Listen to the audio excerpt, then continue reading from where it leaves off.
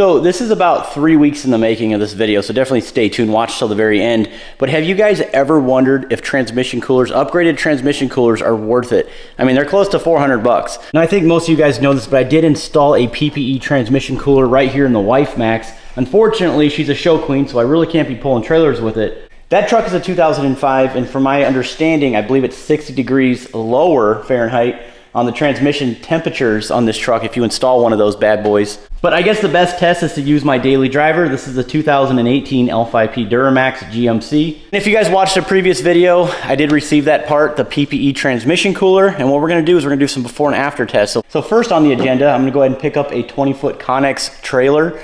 We're gonna go ahead and load it up on the gooseneck. I'm actually gonna be heading to Detroit, which is about an hour and a half from me. We're gonna go ahead and pick that thing up and bring it back over here and get a general idea of what the transmission temps are with that trailer. But I did start early on this video. I headed to Ohio to do a few things with the Wife Max. I had that hooked up to the gooseneck. And after hauling the Wife Max, I noticed that the highest temperature that I saw on the gauge was 209 degrees Fahrenheit, and it was very consistent. And then I'm gonna take it on my final road test, which will be, I think I'm gonna load the LBZ Duramax. That's the heaviest thing that I own. I'm gonna take it on about an hour or two road trip and see if this actually lowers the transmission temperatures. I could be wrong, but this should lower the temperatures by 30 degrees. I'm gonna give you guys a rough estimate and see if this was actually worth it. And before I start this video, if you watched the very last video, I talked about quitting the YouTube channel. If you didn't watch the video, go back to the last video that I posted from this one and check it out. But after I posted that video, it was very interesting. The very next day, I noticed that all monetization got put back on my channel, which means that I'm now getting paid again completely. And not only that, for the first week of that video, because I let that thing roll. As a matter of fact, it's 2 weeks from now. I haven't posted a YouTube video. If monetization was turned back on the channel, was YouTube manually watching that video? They may have, I don't know. But get this is really interesting. About a week later after I posted it, all the monetization was put on every single video that I posted, with the exception of the last video where I talked about my beliefs. So they basically just turned the monetization off on the last video, but everything else is good to go. So I feel confident after the last 2 weeks. I still mess with my channel, but after the last 2 weeks, all videos have been turned back on. So that's exciting. We're gonna keep rolling on the channel. I felt like I owed that to you. And then one more quick thing, I gotta send a huge shout out to the 2 guys that won the turbo. I've been running this turbo giveaway for about a month. We closed it down last week. I contacted the winners. Charles is the first place winner. He won the turbo. Congratulations to you. This gentleman's from Florida. And then we have Mike that's gonna win the brand new Arty Diag scan tool, which I'm gonna ship out tomorrow. Big shout out to every single person that participated. Thank you guys so much for that. But without further ado, let's go ahead and hook up some trailers, get some before temperatures. We'll go ahead and hook up this PPE transmission cooler and get some afters. Let's see how well I can expose these transmission coolers, and let's see if this actually lowers the temperatures. Let's go ahead and get started. So we're gonna do a little work with the truck. We're gonna go ahead and load a 20-foot container or Conex on the gooseneck, which I'm pretty pumped about. We're gonna see what the transmission temps are with that. So let's go and get this thing loaded. For some of you guys wondering why I'm picking this thing up, I'm getting it from my church. They just need a bigger container for their property. A little bit cheaper to buy a enclosed trailer anyways that way.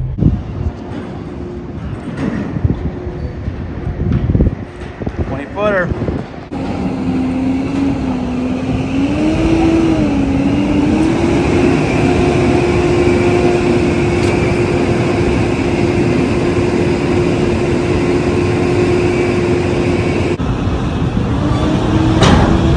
Good to go, guys. We're gonna go ahead and lock up and tie up, strap up, and get on the road. Look at that. Semi pulling 20 footers. I know it. Who needs a semi when you got a Duramax? Right. So we've been on the road for a while now, and I think the highest that I've seen so far is what you see, 208 trans fluid temp. So, you know, not too bad. We're really where it should be anyways. I didn't see anything crazy. But I am here as we speak. We're gonna go ahead and unload this big old girl and get her on the ground. So we got this tractor and that one over there. We're gonna try to unload this thing without scratching my trailer. We'll see what happens.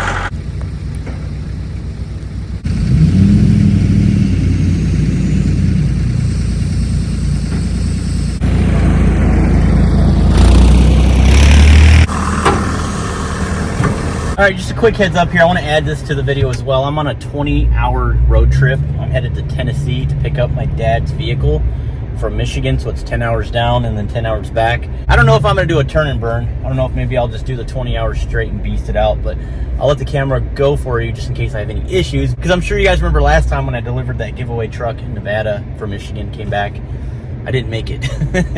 So let's see what happens. But I think I'm in Cincinnati right now, so I've been on the road for about 5 hours and I have absolutely no issues whatsoever with this truck. And of course I'm sitting in traffic, but it's all good, we'll make it. This isn't a very heavy load, so that's why I'm not really seriously documenting this video. I'm just hauling an Envoy, so it's not a big deal. And a few other little things, a couple pallets on the trailer, but this Duramax won't even bat an eye. As a matter of fact, my trans temp right now is only at 200 degrees, so it's not a big deal. But again, I'll keep the camera rolling. If something happens, I'll keep you guys updated. I don't think that my trans temp's gonna be that high. Also, I was going to put the trans cooler on it on this trip right here. I figured that would be the best option. But at the end of the day, I don't think that's smart because it wouldn't be a very good test, only because I'm hauling less than, what is it? Trailer's about 6,000 pounds empty, and then the truck, I mean, you're probably 10,000 pounds max. I'm usually hauling things that are, you know, close to about 14 to 17,000 pounds. So when I get done with this trip and I get back to the house, we'll go ahead and put in that trans cooler. Then I'll go ahead and just load up one of my Duramaxes or whatever, Powerstroke. I'm not too sure what I'll put on the bed of this trailer. I'll go ahead and take it on a couple-hour road test, and we'll actually get the final number and let you guys know. But I am going to put this thing to the test. This is my non-biased opinion on these transmission coolers, which I actually think that it's gonna do well anyways. Okay, so it's like, I don't know, like 21 hours later. I don't even know where I started with this. But we have the Envoy on the back of the truck. Oh, here's the issues. When I go forward, I don't know if you can hear it now, but the brakes are squealing. Are we gonna get any squealing? Not hearing it now, that's funny. But the brakes are squealing. I smoked them on the mountains on the way to Michigan. So we're here now. Basically Jonesboro, Tennessee. So it's like, yay. And then so from here to here, we made it on 1 tank of fuel. So that's pretty good. I didn't calculate MPG. I should have done that, my bad. But not bad at all. Very impressive. I think this thing has like a 36-gallon fuel tank. And now we're just now filling up. But yeah, if you guys have an L5P Duramax, you guys know what these are capable of. I'm pretty impressed. No issues. We haven't broken down. I'm only an hour and a half from home now. So we'll go ahead and close this one out. I did not see the transmission fluid temps even exceed 210. So that's really good. All right, so let's go ahead and get this out of the package. And we're gonna go ahead and throw this on the L5P Duramax. I'll show you guys really quickly how I'm gonna install this. And then after that, we're gonna go ahead and take it on a road test. And I mean, a vigorous road test too. We're gonna take it on probably an hour, maybe 2 trip with the gooseneck hooked up with something heavy. Maybe we might actually hook up the camper. Just a few tests that we did before we installed this. And let's go ahead and see if this actually lowers the temps. But this is a pretty nice piece, man. And I'm really excited to remove the stock trans cooler and compare the 2 parts, because look how beefy that is. Maybe I'll take a tape measure and figure this out. Very next step, we're gonna go ahead and remove all these little body clips that hold down this top engine shroud, because we're gonna go ahead and get behind there so we can remove the front grille.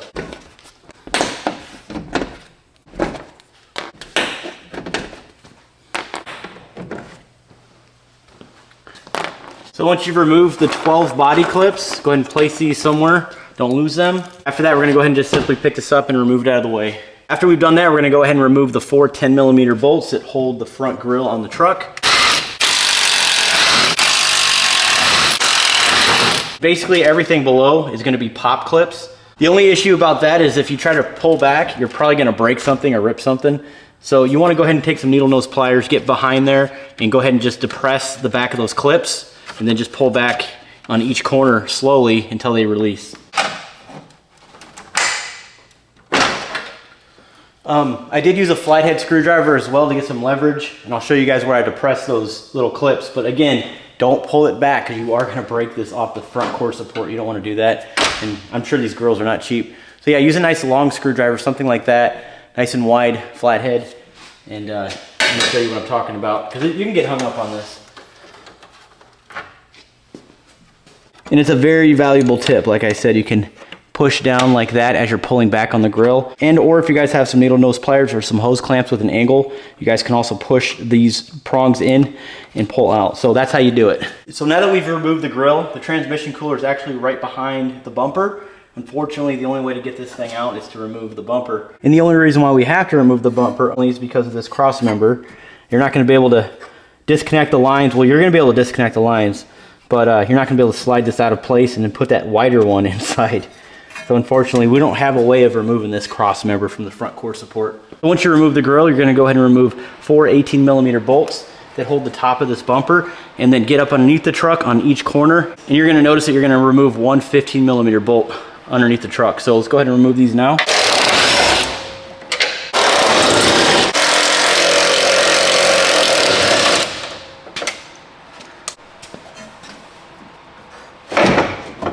Just set it back a little bit. That should be plenty, as long as this thing doesn't fall on me. Get you a little pick tool. We're going to go ahead and remove these little dust caps.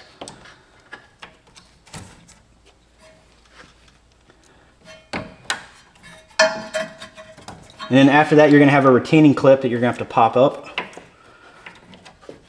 Now the good news is I think that they already have the retaining clips already installed in the PPE transcooler, so I think we can discard those. Let's go with a 32 mil. That should do it.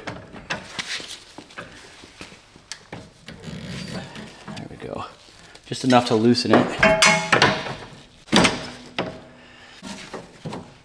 And here we go. All right, so they're loose. Now we're going to go ahead and remove the 10mm bolts that hold the top of this transcooler bracket in place.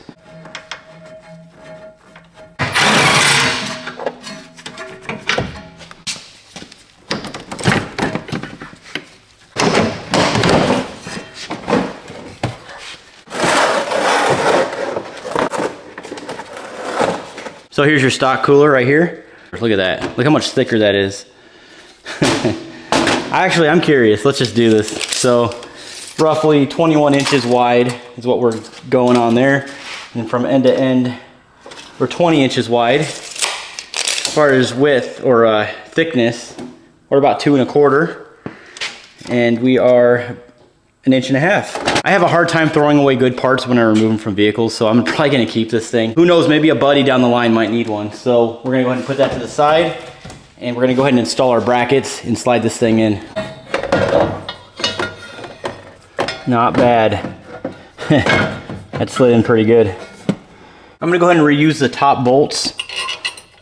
Just place them in, go ahead and line everything up.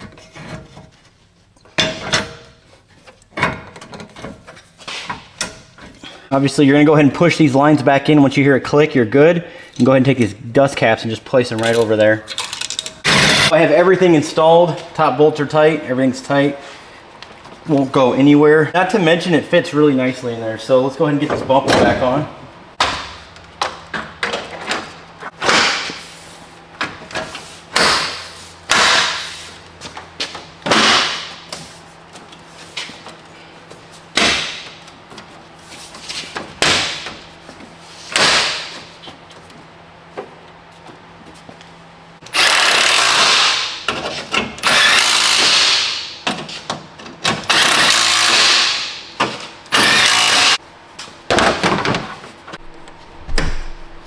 So installation complete.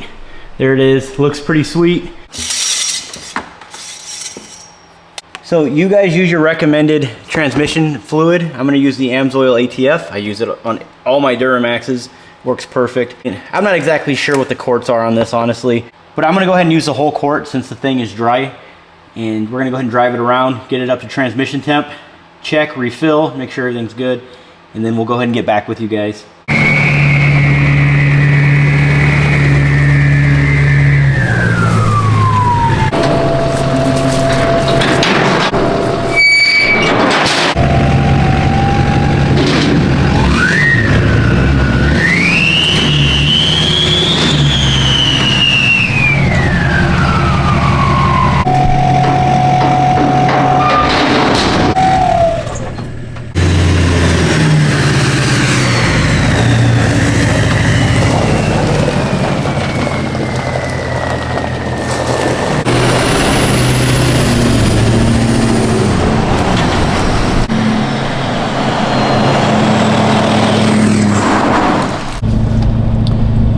So as you guys can see, we have the truck on the trailer, and I'm now starting my voyage. Let's see how this goes, man.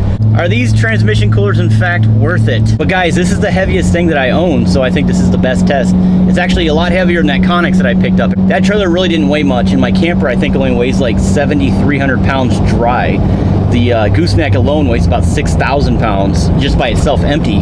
I was actually thinking about hooking up to the camper first, and then after that hooking up to this load, but I don't think that'll serve any purpose considering I'm gonna haul something really heavy, which I didn't do in the beginning, which I should have done. I'm sorry about that. The transmission temperature should be between 170 degrees Fahrenheit and anywhere in excess of 220 degrees Fahrenheit should be the highest that you're gonna see. Now, I haven't seen it go up to 220 degrees. Now, after pulling all these trailers, I've seen in excess of 209, so I'm gonna base that number off of what we're gonna see here today with this load. So the transmission temperature actually may be a little higher, but again, I think this is the best test. If you're gonna haul something somewhat heavy. I wish I had something heavier. So I'm gonna head on the highway right now and hit the road, and let's see what happens. So we're on the highway. It took me a little bit to get going. I'm at 198 degrees Fahrenheit, but I think it's because I was kind of working the trans to get on the highway.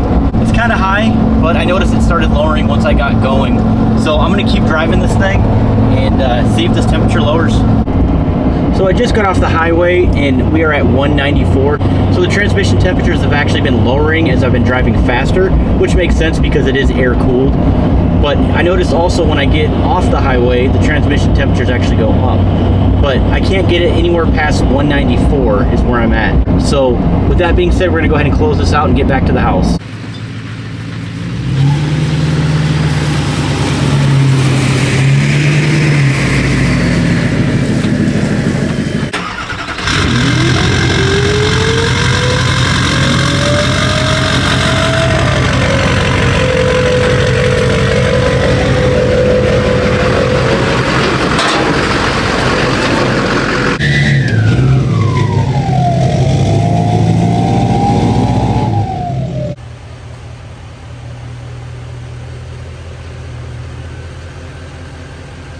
With this transmission cooler being swapped out, 199 degrees is where I started once I got on the highway. It seemed like the longer I drive pulling that trailer on the highway, the lower the temperatures got. So after the final test, the highest that I saw, even when I was hauling the Wife Max, the white truck on the trailer, which again was 209 degrees, which was the highest that I seen, as well as the gooseneck trailer with the red Silverado Duramax on it. We were roughly around the same temperature. And of course, after when I put the transmission cooler on there, the aftermarket one, the highest temperature that I saw was 196, but it consistently stayed at 194 degrees. So if I played my math correctly, I would say it's between 13 to 15 degrees less after doing the install. So roughly I took about 15 degrees off the transmission temperatures by installing that cooler, but 13, 15 degrees, I think it's worth it. But I guess the biggest question to the audience, you guys, let me know in the comments, is it worth it? Is it worth the price? Is it worth the time and hassle? It didn't take me that long to install this thing.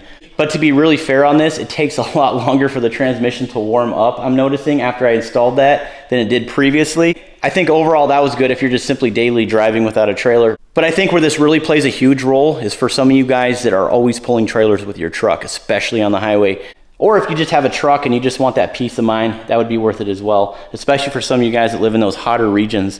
But this has been a fun journey. I've never done this before. I've never tested out a transmission cooler. But amongst all that, the bling, man, this, I know it doesn't mean anything, but that looks pretty cool behind the grill, I gotta say. That looks awesome. If you're subscribed to my other backup YouTube channel, it's called Truckmaster Garage, I'm gonna post the install video that I did in this video. I'm just gonna take that clip and I'm gonna insert that into my other channel just to help other people out so it's searchable.